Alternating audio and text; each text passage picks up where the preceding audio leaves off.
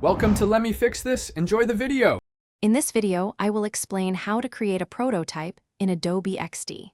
Prototyping is a crucial step in the design process, allowing you to simulate user interaction with your design. It helps validate your design choices and gather valuable feedback before any development work starts.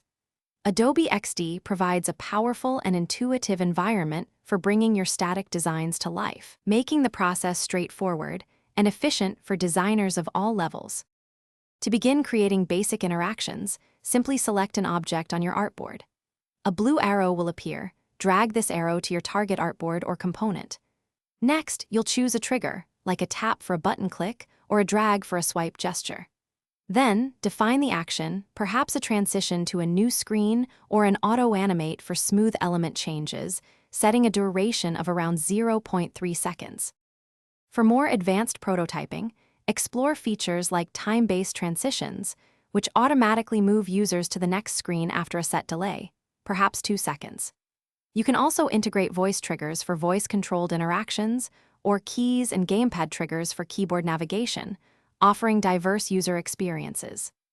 Additionally, create scrollable areas within a single artboard to manage lengthy content efficiently, enhancing the realism of your prototype. Once your prototype is built, it's time to preview and share. Use the desktop preview window to test all your interactions locally, ensuring everything works as intended.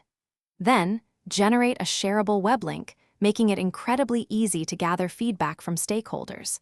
They can even add comments directly onto the prototype.